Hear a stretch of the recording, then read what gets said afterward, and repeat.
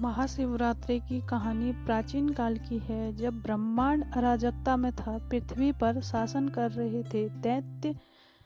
देवता और दैत्य के सामने असहाय थे, जो समय के साथ और अधिक शक्तिशाली और निर्दयी हो गए थे। देवताओं ने महसूस किया कि उन्हें भगवान शिव की सहायता की आवश्यकता थी। उनके पास राक्षसों को नष्ट करने के लिए ब्रह्मांड में बहल शक्तियां थी।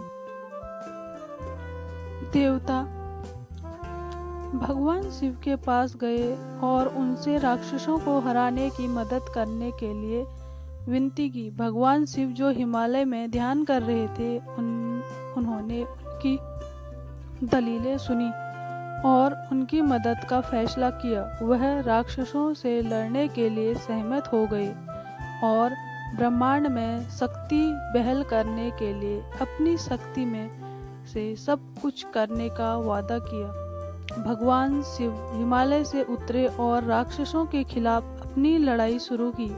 कई दिनों तक युद्ध चला और एक एक करके सारे दैत्य हार हुई।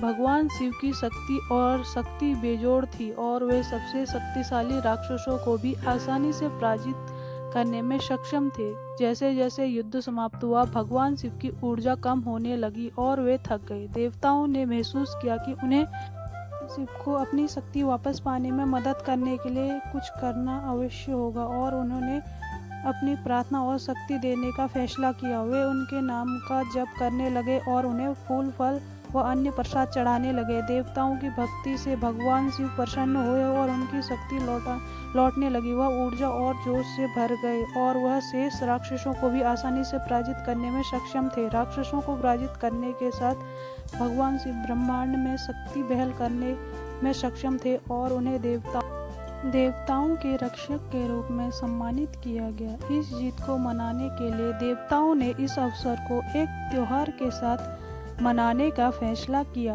जो भगवान शिव की शक्ति और ताकत का सम्मान करेगा।